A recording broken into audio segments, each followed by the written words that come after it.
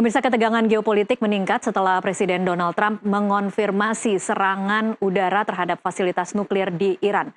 Serangan ini diyakini masih tahap awal. Trump menyebut masih ada sejumlah target potensial yang bisa diserang jika Iran membalas. Iran kini tengah mempertimbangkan semua kemungkinan respon terhadap serangan Amerika Serikat sambil terus mencari dukungan global. Dua negara adidaya, China dan Rusia, menuding Israel melanggar hukum internasional meski tidak secara eksplisit mengutuk Israel. Rusia dan China menawarkan diri sebagai mediator dan meminta negara-negara adidaya untuk tidak memprovokasi konflik. Untuk membahasnya sudah hadir di studio bersama saya Guru Besar Politik Internasional Universitas Pelita Harapan Alexius Jemadu yang bergabung melalui sambungan Zoom, dan juga pengamat Timur Tengah Hasibullah Satrawi. Selamat malam Mas Hasibullah. Selamat malam Mbak Tisa dan Pak Alex. Terima kasih, selamat malam Mas Alex, Prof Alex. Selamat malam. Iya, terima kasih untuk waktunya bersama kami di NTV Prime. Sebelum kita mulai diskusi pada malam hari ini, kita akan sama-sama menyimak informasi berikut ini. Presiden Amerika Serikat Donald Trump akhirnya mengabulkan keinginan Perdana Menteri Benjamin Netanyahu untuk ikut serta dalam perang atas Iran.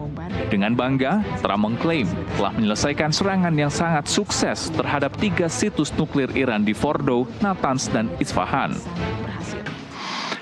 A short time ago, the U.S. military carried out massive precision strikes on the 3 key nuclear facilities in the Iranian regime: Fordow, Natanz, and Isfahan. Everybody heard those names for years as they built this horribly destructive enterprise.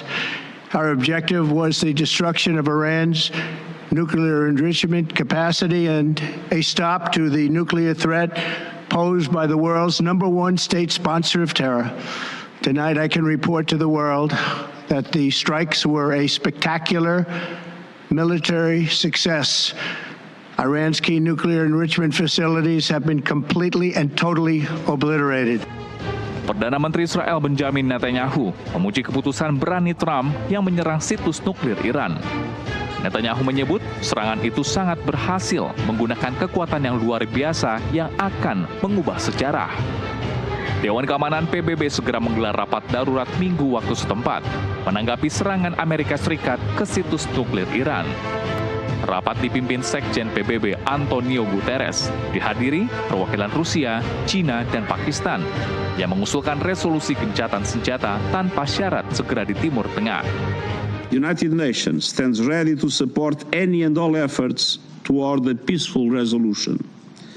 But peace cannot be imposed. It must be chosen. Posisi Iran saat ini tengah mempertimbangkan semua kemungkinan respons terhadap serangan Amerika Serikat, sambil terus melakukan serangan-serangan ke Israel. Menteri Luar Negeri Iran kini berada di Rusia untuk berdiplomasi dengan Presiden Vladimir Putin. Dan Tehran kini disebut juga tengah mempertimbangkan untuk menutup Selat Hormuz, jalur vital pengiriman sekitar 20% minyak dan gas dunia. Tim Liputan NTV melaporkan. Langsung saja kita mulai diskusi pada malam hari ini. Saya ke Mas Hasibullah terlebih dahulu. Ini kan sebenarnya serangan Amerika Serikat sudah banyak diprediksi, tetapi tetap kemudian memantik reaksi yang cukup keras dari masyarakat. Apa yang jadi kekhawatiran terbesar Anda? Iya, kalau ditanya tentang kekhawatiran, mungkin saya langsung minta izin untuk sementara ini untuk memberikan empati kepada mereka yang menjadi korban dari perang ini, dari kedua belah pihak atau para pihak yang lain, termasuk mengingatkan diri saya sendiri untuk ingat bahwa ini adalah perang, ini bukan sepak bola. Jadi walaupun kita mengamati ini dan itu, harus kita ingat ini bukan hiburan. Ini tentang nasib yang melanda banyak orang, banyak kehidupan, dan pasti terdampak dengan perang ini. Karena itu kita berharap perang ini segera reda, segera menemukan kompromi dan kehidupan kembali normal. Nah, kalau ditanya bagaimana kekhawatirannya, justru menurut saya di situ kekhawatirannya. Kekhawatiran kita, kehidupan kita sekarang ini ditentukan oleh para pemimpin yang khawatirnya tidak betul-betul memikirkan tentang kepentingan kemanusiaan dalam menimbang keputusan yang ada, tapi lebih kepada kepentingan sempit mereka di dalam mengambil keputusan-keputusan ini. Kenapa saya katakan demikian? Karena kalau kita baca tentang keputusan Presiden Trump untuk mengambil kebijakan ini, itu kan persis seperti yang dijadikan judul, skenario Trump bantu Israel gempur Iran. Ini Trump yang punya skenario atau justru Trump yang ditarik dalam skenario yang dibuat oleh Netanyahu? Yang mana yang menurut Anda? Saya ingin merujuk kepada Prof. Alex nanti akan masuk yang saya ikutin waktu beberapa diskusi di sini.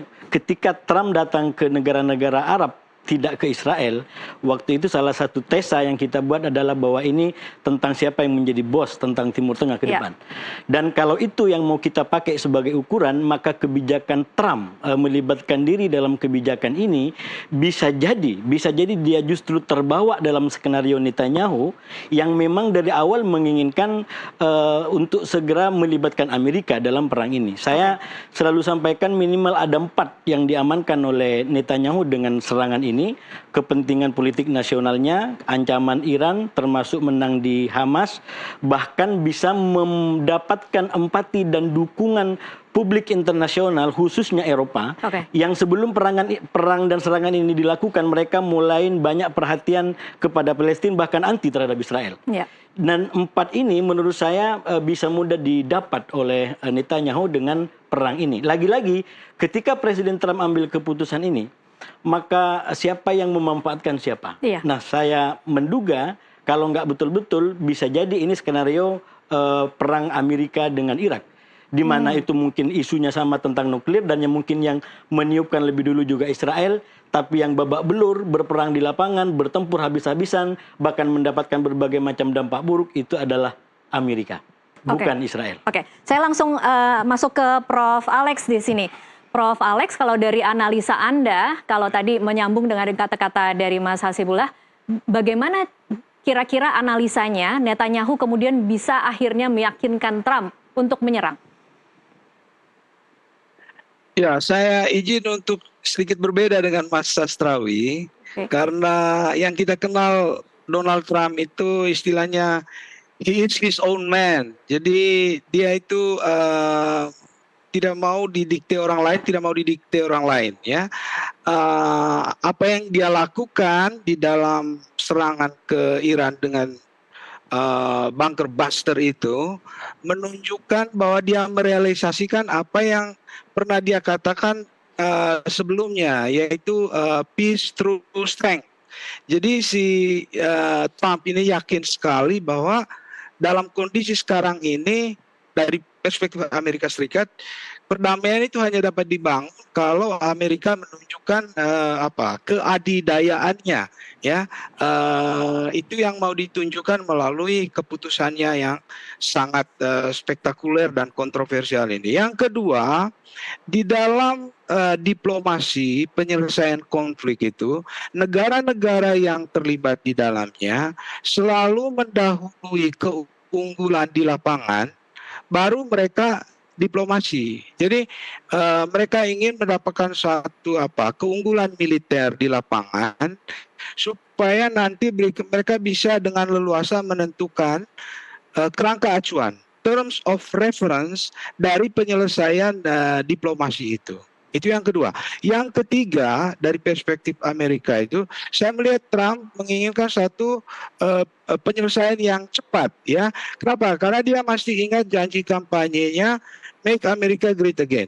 Kalau ini berlarut-larut, program itu nanti akan terhambat. Belum lagi investasi dia di Timur Tengah yang billion of US dollar, itu juga pasti akan terganggu. Jadi ada juga faktor keempat itu stabilitas di regional di Timur Tengah, itu yang mau dibangun oleh Trump. Tapi dari perspektif Iran, ini jelas suatu kompleksitas yang baru karena Amerika sudah terlibat langsung di dalamnya dan memperluas arena dari konflik ini yang sangat kita sayangkan karena kita ingin supaya cepat ada solusi damai gitu. Oke, Prof. Alex, ini memang kalau tadi Anda mengatakan bahwa Trump itu his own man, jadi dia tidak bisa didikte. Kita tahu sebenarnya bagian dari janji kampanye Trump adalah untuk tidak ikut campur dalam urusan negara lain, dan kemudian sudah diperingati oleh DPR dari Amerika Serikat untuk tidak ikut dalam konflik Israel-Iran ini. Bahkan ada pernyataan dari Direktur Badan Intelijen Nasional Amerika Serikat, Tulsi Gabbard, yang mengatakan tidak ada bukti konkret Iran mengembangkan senjata nuklir. Ini kan sebenarnya masukan-masukan ini sebenarnya harusnya menjadi kalkulasi Donald Trump sebelum kemudian melakukan serangan ya, Prof? Ya, betul. Bukankah itu berarti bahwa Trump itu sangat ngotot? Dia kan mempersalahkan di depan publik dia punya kepala intelijen. You're wrong, gitu kata. Iya kan, benar ya? Iya. Jadi tetap saja dia ingin agenda dia yang maju ini. Karena ya, banyak kepentingan Trump ini adalah masa pemerintahan dia yang kedua. Dia tidak mau sia-siakan. Dia mau meninggalkan legacy sebagai presiden yang berhasil. Begitu. Nah, perang ini tentu dilihat sebagai itu hal yang mengganggu buat dia, karena itu dia ingin ini selesai cepat once and for all. Meskipun kita sayangkan dia melakukannya itu dengan cara militer yang justru membuat tambah rumit konflik ini. Oke, baik, saya ke Mas Hasibullah. Kalau dari kacamata Amerika Serikat, sebenarnya berhitung untung ruginya tiba-tiba ikut campur dalam konflik Israel-Iran ini, harusnya lebih berat yang mana, Mas? Ya, saya ingin ke Pak Alex dulu, bahwa saya melihat dari yang disampaikan beliau justru tidak ada yang kontras dengan apa yang saya katakan. Justru hal-hal yang disampaikan oleh beliau atau yang terjadi di Amerika itu justru mendukung bahwa apakah Trump tetap sebagai the boss dengan ini, atau justru dia terbawa dalam perangkap dan skenario Netanyahu. Nah, kalau salah satu isunya dijadikan sebagai instrumen menilai itu, sepertinya Trump masuk dalam perangkap Netanyahu.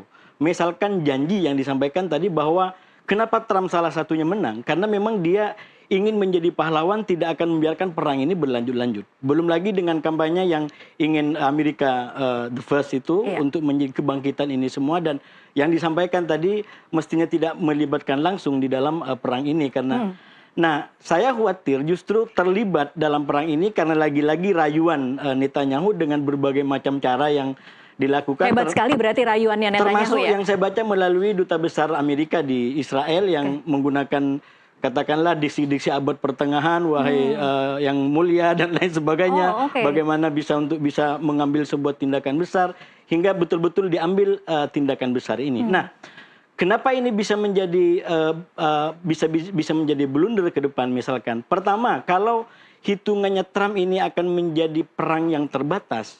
Karena yang sepertinya dibaca dari awal, apakah cukup sekali serang atau butuh berkali-kali perang? Karena kayaknya Trump ini percaya bahwa dengan serangan kemarin akan bisa menyeret Iran ke meja perundingan, begitu kan? Bukan hanya menyeret Iran ke meja perundingan, tapi kurang lebih ini menjadi sentuhan dan serangan terbatas. Jadi yang menjadi kayak semacam konsensus nasional di Amerika itu trauma dengan keterlibatan perang lama, katakanlah dalam konteks Vietnam atau mungkin dalam konteks Afghanistan, bahkan Irak yang terakhir. Nah, kalau ini harus membawa Amerika dalam perang yang lama, terutama ada agenda ekonomi yang begitu ambisius dibikin oleh Presiden Trump, maka ini akan menjadi sebuah kontradiksi. Nah, justru dalam konteks itu saya melihat menjadi sebuah pertanyaan, siapa yang sekarang menjadi bos? Apakah Donald Trump atau justru Netanyahu? Dan sepertinya kalau dibaca per hari ini akan betul-betul menjadi sebuah perang yang tidak bisa pendek. Kalau menggunakan justru dengan serangan kemarin justru malah tidak pendek. Betul. Misalkan saya barusan di TV sebelah menyampaikan sampai sekarang statusnya kalau saya baca itu 80 berbanding 20% kemungkinan Iran akan ngambil serangan balasan. Kemarin baru terjadi serangan, saya kasih prediksi 70-30. Artinya apa? Sebenarnya kalau dibaca secara komprehensif, tetap ada dua skenario, ada dua kemungkinan. 80% kemungkinan besar akan Iran melakukan serangan balasan. Cuman sepertinya Iran betul-betul... Menurut Anda kemarin itu bukan serangan balasan ya berarti? Belum. Dalam catatan saya yang dilakukan hari ini, bahkan hari ini dan kemarin oleh Iran ke Israel itu bukan serangan balas dendam yang dijanjikan kepada Amerika. Bisa semengerikan apa serangan balasan? Itu serangan balas-membalas yang normal per 13 Juni yang sudah dilakukan di antara Iran dan Israel. Nah, yang dijanjikan itu menurut saya belum tiba dan belum dilakukan. Nah, Saya melihat sekarang mereka betul-betul sedang mengukur, terutama menlu Iran ini, apa yang mau diambil. 80% mau kita ambil dan itu butuh katakanlah kesepakatan dengan Rusia dan mungkin negara lain sebagai pendukung. Kalau tidak, masih ada opsi 20% untuk menjadikan serangan kemarin, saya menyebutnya sebagai serangan penutup. Dan itu realistis minimal kalau kita bandingkan, kita baca dari krisis April 2024 dan krisis Oktober 2024, di mana setelah serang menyerang, ada kayak semacam serangan penutup, sehingga kedua belah pihak tidak lanjut dalam eskalasi lanjutan, itu terjadi di April dan Oktober. Nah, saya melihat per hari ini 20% itu ada kemungkinan. Tinggal menurut perkiraan saya, tinggal bagaimana hasil koordinasi di antara menlu Iran dengan Presiden Putin. Apakah memang menjanjikan kekuatan ini untuk lanjut? Dan kalau itu lanjut, sepertinya yang diharapkan Trump ini menjadi sekali serangan tidak perlu serangan lagi, itu tidak akan terjadi. Singkat dan pendek, jadi mungkin panjang dan besar begitu ya nantinya? Berlama-lama dan sepertinya akan berkelanjutan kalau dibaca dari kecenderungannya. Saya ke Prof. Alex lagi untuk membaca pertimbangan-pertimbangan apa yang kira-kira saat ini sedang dikalkulasi oleh Iran, dan kemudian menurut Anda apakah Rusia dan Cina akan secara terbuka juga menyatakan intervensi? Ya, kita melihat bahwa menlu Iran sudah melakukan pendekatan ke Rusia ya, juga tentu dia akan kontak China. Itu menunjukkan bahwa telah terjadi eskalasi dan kemungkinan dua negara besar itu juga akan menunjukkan keterlibatannya. Tapi pertanyaannya, bentuk keterlibatan mereka itu seperti apa? Ya kan? Ada beberapa kemungkinan. Yang pertama adalah yang kita dengar, mereka ingin juga supaya masalah ini diselesaikan secara damai melalui diplomasi dan bisa dimengerti. Ya, karena Rusia lagi punya urusan dengan Ukraina, China juga ini sekarang ada perang dagang dengan Amerika. Dia jangan lupa bahwa untuk China itu pertumbuhan ekonomi itu adalah sumber legitimasi politik.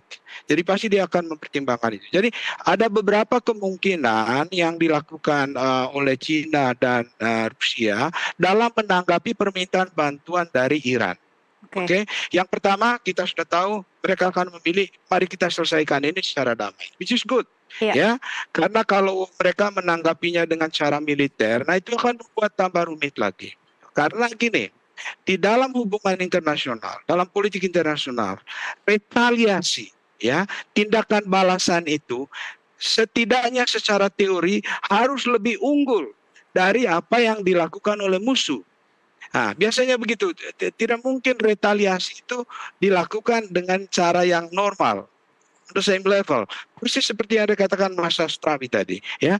Biasanya negara itu kalau dia mampu, dia menggunakan senjata yang lebih besar lagi. Karena normal aja. Itu kan ingin mengalahkan, ya, mengungguli lawan. Nah, ini yang menjadi sumber kekhawatiran dunia bahwa negara-negara ini berlomba-lomba untuk menggunakan kekuatan yang paling dahsyat dari masing-masing mereka. Dan ini very dangerous, ya. Dan kalau itu terjadi, itu mempengaruhi kita semua. Ekonomi akan jadi kacau dan harga minyak akan melambung di atas $100 dan kita semua tidak bisa pulih dari COVID kemarin. Nah, ini menjadi keprihatinan kita semua. Karena itu sedapat mungkin kita harus menyerukan perdamaian, menyelesaikan konflik ini secara damai jauh lebih baik daripada memanfaatkan semua instrumen kekerasan itu. Begitu. Pertanyaannya sekarang, masih bisakah kita berharap pada diplomasi, Mas Satrawi? Ya, sebenarnya kalau dari sisi Iran yang saya sebutkan kemungkinan 20% tadi, itu sangat ditentukan secara pragmatis. Yang pertama, soliditas persekutuan negara-negara di belakang Iran. Yaitu siapa di belakang ada Iran? Rusia, katakanlah ada Cina, atau mungkin negara-negara lain yang selama ini kepentingannya adalah anti-Amerika. Sejauh mana mereka akan betul-betul kasih sumbangan yang konkret ketika Iran akan lebih total berhadapan dengan Amerika dan Israel pada waktu yang bersamaan. Dan yang kedua, menurut saya kemungkinannya kalau mau dilihat kemungkinan diplomasinya itu adalah ya secara strategis menurut saya kalau Iran mau ngambil, sebenarnya kan sekarang sudah bahannya tersedia. Kenapa saya bilang 20%? Karena sudah disediakan oleh Presiden Trump, bahkan juga oleh Netanyahu, formula untuk menuju ke sana. Artinya memang mungkin kalau Mas Hasibullah melihatnya kecenderungan Iran memang tidak akan berdiplomasi sebelum Israel berhenti begitu. Tergantung bacaannya nanti gitu. Mana yang dipilih 80% atau 20%? Mana yang dianggap oleh Iran lebih realistis untuk digunakan? Kenapa saya bilang yang 20% bahannya sudah tersedia untuk deeskalasi? Yang pertama, secara faktual uranium Iran itu tidak terganggu. Oke. Jadi secara resource dia tidak masalah ya? Dia tidak terganggu gitu. Oke. Dan yang kedua, secara politik Presiden Trump sudah menganggap puas dengan serangan ini, artinya dukungan harapan yang begitu besar telah dijawab oleh Presiden Trump dengan begitu meyakinkan dan pencapaiannya luar biasa, klaimnya beliau seperti itu. Dan di sisi lain Netanyahu sendiri sudah merasa terpuaskan dengan apa yang sudah dilakukan oleh Trump. Jadi sebenarnya ini adalah formula secara politik disisakan atau disediakan oleh Trump atau mungkin oleh Amerika kalau ini mau menuju kepada deeskalasi, menuju perdamaian. Tapi sekali lagi kan Iran tidak bisa juga langsung mau secara polos mau menerima itu. Iya. Terutama melihat kenyataannya, saya menyebutkan di tempat lain, Presiden Trump ini sering menggunakan strategi dua tangan. Di satu sisi dia ngajak berunding, itu yang terjadi sebelum 13 Juni, tapi di sisi lain dia menghajar pakai tangan kanannya Netanyahu. Iya. Itu terulang lagi di katakanlah 22 kemarin. Iya. Di saat negara-negara Eropa berunding, bahkan Presiden Trump sendiri sampaikan mungkin 2 minggu baru akan kita lihat, ternyata cuma 2 hari dia sudah ambil kebijakan untuk. Jadi saya melihat Iran memang sekarang harus betul-betul mengambil langkahnya dengan cermat. Ini sebenarnya semenjak Amerika menyerang kemarin, itu kunci dunia ada di Iran sekarang.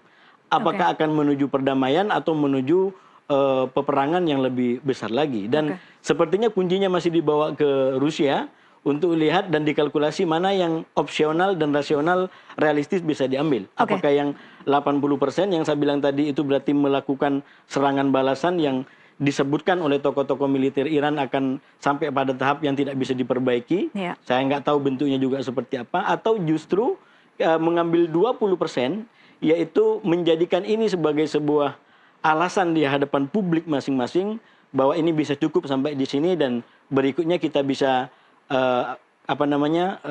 perlahan-lahan menurunkan tensinya untuk kemudian kembali kepada kepentingan strategis masing-masing. Oke, kita harus break dulu, nanti akan kita sambung di segmen selanjutnya. Pemirsa tetaplah bersama NTV Prime, kami akan kembali sesaat lagi.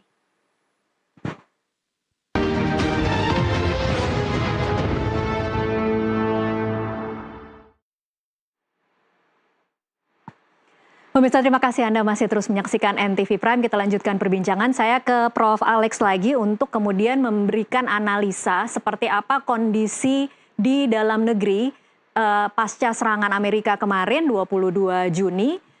Mungkin bisa digambarkan, Prof, bagaimana situasi Benjamin Netanyahu di Israel, kemudian pimpinan Iran di Iran, dan Donald Trump di Amerika Serikat pasca serangan kemarin.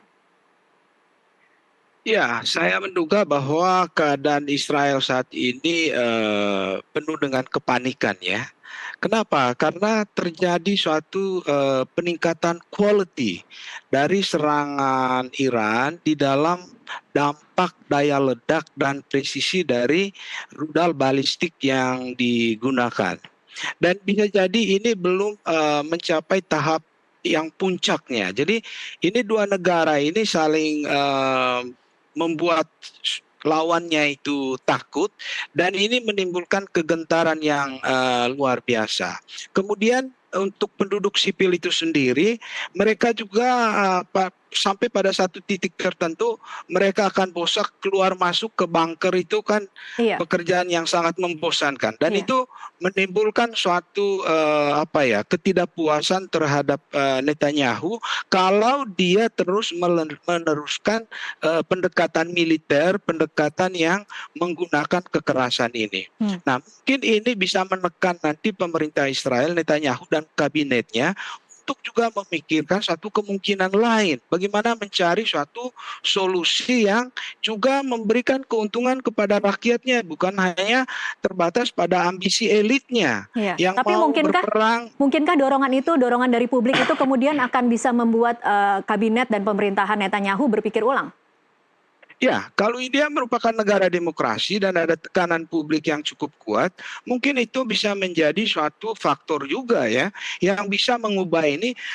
Maaf, jangan sampai dia berpikir seperti kacamata kuda, bahwa ini hanya diselesaikan dengan satu cara saja. Nah, hubungan internasional itu juga menawarkan yang namanya jalan damai. Ya, dan tidak ada di dalam hubungan internasional itu suatu negara menang 100% dan yang lain zero. Ya, ini harus take and give, hidup bersama ya. Baik. Jadi koeksistensi damai itu yang sebenarnya harus ditonjolkan dan hanya bisa dicapai melalui solusi damai. Oke. Ya, jangan kita berpikir bahwa satu-satunya cara menyelesaikan masalah itu kekerasan, karena itu akan menimbulkan kekerasan yang lebih dahsyat dan kita tidak tahu sampai di mana ujungnya. Baik, kalau dukungan Trump di dalam negeri pasca serangan kemarin seperti apa kira-kira, Prof? Ya, sebetulnya masyarakat Amerika juga terbelah ya. Ada yang mendukungnya, ya pendukungnya Trump. Tapi juga ada politisi Demokrat itu yang bahkan mempersalahkan Trump ya. Mengapa Amerika secepat itu masuk di dalam seperti tadi yang dibicarakan oleh Pak Sastrawi itu masuk dalam agenda atau kerangka frame-nya Netanyahu. Ya, kenapa? Karena sekali Amerika itu terlibat dalam konflik seperti ini, exit strategi untuk keluarnya itu tidak mudah. Iya. Dan Amerika sudah berkali-kali mengalami itu, mulai dari Vietnam, mulai di Irak, dia sudah masuk, keluarnya itu agak sulit. Nah, ini juga dengan apa yang dia lakukan kemarin, Trump harus memikirkan bagaimana dia keluar dari situ, itu tidak mudah. Nah, ini bisa menjadi persoalan juga bagi politik dalam negeri Amerika, di mana tidak semua mendukung apa yang dilakukan oleh Trump. Oke, Gitu. baik. Kalau untuk Iran, kira-kira bacaan Mas Hasibullah seperti apa dukungan terhadap pemimpin mereka dengan posisi terus menyerang kepada Israel? Iya, kalau bagi Iran dan mungkin juga negara-negara di Timur Tengah, terus terang serangan ini justru memberikan tambahan kekuatan dan kepercayaan diri. Apa semacam semangat patriotisme begitu membela negara? Semangat patriotisme. Bahkan di publik Timur Tengah, saya yakin serangan-serangan yang dilakukan oleh Iran dan berhasil mencapai Tel Aviv itu kayak semacam memenuhi harapan publik Timur Tengah yang selama ini menganggap Israel begitu tidak adil, terutama kepada Palestina, tapi tidak ada orang, negara atau sistem hukum manapun yang bisa memberikan peringatan. Iya, itu menarik ya Mas Hasibullah, karena serangan Israel itu memang terlihat seolah-olah seperti hero di tengah diamnya negara-negara dan diamnya PBB yang membiarkan Israel menyerang Palestina, begitu ya? Persis, dan menurut saya pada akhirnya sekarang Iran itu kayak semacam menjadi idola baru di Idola Timur baru, Tengah. ya. Saya kasih gambaran begini sebenarnya masyarakat Timur Tengah itu. Secara umum itu masyarakatnya kurang lebih anti terhadap Israel akibat kebijakan dan mungkin kekerasan-kekerasan yang ditampilkan. Tapi elit itu kebanyakan justru kerjasama dengan Amerika yang kemudian didorong untuk bekerjasama dengan Israel. Jadi saya kasih ilustrasi kayak tubuh yang menoleh. Iya. Tubuhnya bawahnya anti kemana, terhadap atasnya kemana, Israel, begitu tapi ya? kepalanya justru bekerjasama dan mesra dengan Israel. Iya. Nah, keadaan Iran atau fakta Iran berhasil menyerang Israel itu membuat keseimbangan baru. Jadi itu yang sekarang tidak bisa lagi dihapus dari imajinasi dan keyakinan masyarakat Timur Tengah. Faktanya roket Iran hari ini bisa sampai ke Israel dan mengancam juga bagi Israel dan membuat juga sebagian masyarakat Israel menjadi korban. Dan itulah konteksnya saya bilang tadi, ini bagi para korban tidak bisa kita tanpa empati. Karena perang begini, Palestina sudah 2 tahun mengalami itu di Gaza dan itu sedih. Sama sekarang seperti yang dilakukan oleh Israel, itu menyedihkan. Iya. Ini cuman baru katakanlah 2 minggu atau beberapa hari. Gaza mengalami gempuran yang bertonton itu sudah hampir 2 tahun. Nah, itulah menurut saya konteks saya selalu sampaikan, mari kita bicara dalam konteks kemanusiaan yang utuh. Bahwa kita dukung yang disampaikan oleh Prof. Alex tadi, menurut saya setuju bagaimana ini ada solusi damai, dan damai dalam pengertian bukan dalam definisi Trump. Karena kalau definisi Trump ini kurang lebih orang ditempelin dulu, ayo kita damai gitu. Iya. Orang dihajar dulu, nggak mau damai gitu. Iya. Itu kan oke, dia punya konsep begitu, tapi apakah yang dihajar dalam tanda kutip bisa menerima? Nah, mungkin harus memang ada pendekatan-pendekatan yang lebih equal, lebih setara. Bagaimana ini bisa membuat yang tadi win-win solution dan tidak justru mengarah kepada eskalasi yang lebih total dan dampaknya lebih masif kemana-mana. Saya ingin mengambil perspektif lebih pesimistis nih, tidak langsung damai, tidak langsung ke meja perundingan. Misalnya kemudian akan terus berlanjut, Iran akan terus menyerang. Seberapa kuat pahlawan baru di Timur Tengah ini menurut Mas Hasibullah? Kalau bicara kuat-kuatan, kalau perang panjang, kita sudah banyak mengalami contohnya. Perang panjang itu hanya memanjangkan penderitaan bagi semua. Dan itu hanya membuat makin banyak mereka yang menjadi korban dari peperangan itu. Tidak ada perang panjang yang menguntungkan. Perang jangankan panjang, pendek saja itu sudah penderitaan. Nah, masalahnya dengan situasi ini sangat besar kemungkinan ini menjadi perang panjang. Apalagi di tingkat global, saya bilang dengan Amerika melibatkan dalam perang ini, maka posisinya terutama dengan Rusia, ini justru yang lebih diuntungkan adalah Rusia. Posisi terbalik seperti Rusia dan Ukraina, ini dengan Amerika dan Israel.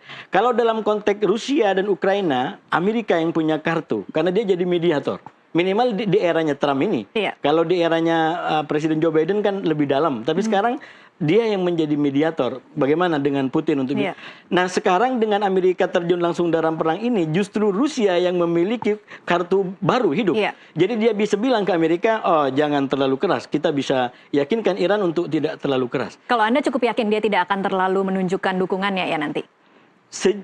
Sejauh ini faktanya para negara-negara di balik Iran ini belum sesolid negara-negara yang di belakang Amerika. Walaupun dengan cobaan katakanlah perang Ukraina dan Rusia, bahkan faktor Trump sendiri yang memberlakukan tarif dan lain sebagainya, tapi tetap koalisi Barat dalam tanda kutip masih jauh lebih solid ketimbang negara-negara yang berdekatan dengan Iran yang menurut saya sampai hari ini statementnya aja belum clear sebagai sebuah dukungan, sebagai sebuah pembelaan terhadap anggota sekutu atau teman dalam koalisi yang sedang diserang. Jadi bersyukur, tapi bersyukurnya diam-diam ya, tidak diungkapkan secara terbuka begitu. Tidak begitu eksplisit seperti teman-temannya Amerika yang sudah teruji selama ini. Baik, ini kita waktunya terbatas, tapi saya ingin ke Prof. Alex lagi untuk kemudian menarik lebih mundur lagi.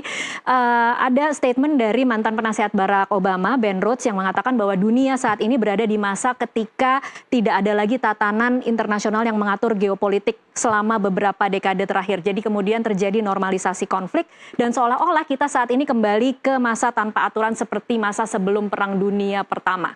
Menurut Anda setuju tidak dengan statement itu, dan kira-kira apa analisanya? Mengapa kemudian tiba-tiba negara-negara ini bisa berperang tanpa ada aturan dan kemudian kita memang menjadi penonton saja negara-negara adidaya ini berperang dan menunjukkan kekuasaan mereka? Ya, itu pertanyaan yang menarik. Kita kembali dulu ke sejarah sebelum terjadinya Perang Dunia Kedua ya. Jadi setelah Perang Dunia Pertama itu ada satu optimisme yang luar biasa bahwa institusi internasional, hukum internasional itu bisa mencegah kembali terjadinya Perang Dunia Kedua. Nah, orang lupa pada waktu itu bahwa ada sisi lain dari manusia ini yang juga akan mengarah kepada suatu power politics.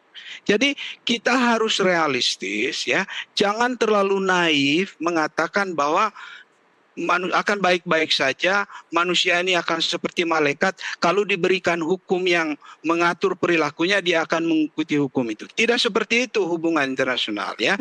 Kita harus memperhitungkan dua-duanya. Jadi di satu pihak kita bangun satu sistem yang sekarang ini ada di bawah sistem PBB, itu adalah harapan kita yang paling baik saat ini untuk perdamaian berdasarkan satu tatanan global berbasis hukum internasional ya, rule based global order, kerangka PBB, UN Charter itu ya. Tetapi di pihak lain kita tidak bisa menutup mata terhadap kenyataan bahwa power politics itu real. Iya. Jadi kita harus realistis melihat bahwa dua-duanya itu ada di dalam hubungan internasional. Nah, apakah jalan menuju perdamaian itu tertutup sama sekali? Saya kira tidak. Nah, mengapa? Karena ini ketika Iran melakukan pendekatan kepada Rusia dan China, mereka malah menyerukan selesaikan ini secara damai. Nah, ada satu poin dari negara-negara Eropa itu yang saya pikir bagus, ya. Biarkan Iran melakukan enrichment dari uranium, itu adalah hak dia untuk tujuan damai, tapi itu dilakukan oleh satu bank regional, ya. Jadi negara manapun yang mau melakukan pengayaan uranium itu ke bank regional di Timur Tengah itu akan jauh lebih aman. Nah, pada saat yang sama koeksistensi damai. Jadi Israel juga punya hak untuk eksis. Ya, jadi biarkanlah live and let live, ya, biarkan hiduplah, dan biarkan orang lain juga hidup. Itu penyelesaian yang adil, koeksistensi damai. Nah, semua ide-ide yang positif ini kita hidupkan supaya jangan terjadi kita terjebak di dalam apa yang dikatakan oleh Thucydides, ya. The strong will do what they want and the weak must suffer what they must. Nah, itu keadaan yang tidak baik, karena itu law of the jungle, ya. Siapa yang paling kuat dia akan menentukan dunia ini, itu kita harus singkirkan. Begitu, Tasya. Oke, baik. Terima kasih, Prof. Terakhir mungkin ke Mas Hasibullah, ini kan Iran tidak akan menyerah, Israel tidak akan berhenti sampai Iran kemudian benar-benar dilucuti, tapi Israel tidak bisa melakukan itu tanpa bantuan Amerika. Jadi bolanya di siapa? Ya, saya mengatakan tadi bukan tidak akan, tapi ada kemungkinan. Saya menyebutkan tadi 80-20. Jadi sampai sekarang belum konklusif, dan menurut saya yang akan menjadi agak menentukan nanti ya hasil pertemuan Menlu Iran dengan Presiden Putin. Seperti apa, dan saya menduga dengan sangat kuat itu akan menjadi pembeda dari sebelum dan sesudah, termasuk apa yang dilakukan oleh Iran. Saya setuju dengan yang disampaikan oleh Prof. Alex tadi. Menurut saya memang sekarang ini efek dari berbagai macam perang yang terjadi itu yang paling mengkhawatirkan, karena aturan di sistem nasionalnya itu seakan-akan tidak lagi tegak mengatur. Jadi ini betul-betul kerisauan kita semua. Oleh karena itu kita harapkan ini menjadi komitmen, ada komitmen untuk menegakkan ini, daripada harus bikin baru, lebih baik menegakkan yang sudah ada. Dan secara praktis menurut saya di lapangan hal-hal seperti Israel dengan Palestina itu rumusnya sudah ada. Kita kembali pada solusi dua negara. Israel punya hak untuk hidup damai dan diakui, dan Palestina harus menjadi sebuah negara yang merdeka. Saya selalu katakan di era modern ini kalau Palestina belum merdeka, rasa-rasanya kok masih ada aib yang belum kita lunaskan. Jadi masih ada hutang dari keadaban modern kita ini yang belum kita lunasi. Masih ada bangsa yang belum merdeka. Nah, oleh karena itu kita dukung kemerdekaan Palestina, tapi juga kita dukung setelah merdeka Palestina, negara-negara ini mengakui eksistensi Israel dan haknya untuk hidup damai sebagai sebuah negara di Timur Tengah. Baik, terima kasih Mas Hasibullah dan Prof. Alex untuk waktunya bersama kami dalam diskusi yang sangat menarik di sore hari ini. Terima kasih. Terima kasih. Dan pemirsa, di tengah gelombang api dan debu mesiu kita diingatkan damai itu mahal, tapi perang selalu lebih mahal. Saat roket berjawab roket, yang terluka selalu rakyat biasa. Semoga kemanusiaan tidak pernah luntur di antara ambisi dan kuasa. Mewakili seluruh rekan-rekan yang bertugas, saya undur diri. Terima kasih atas kebersamaan Anda. Sampai jumpa di NTV Prime berikutnya.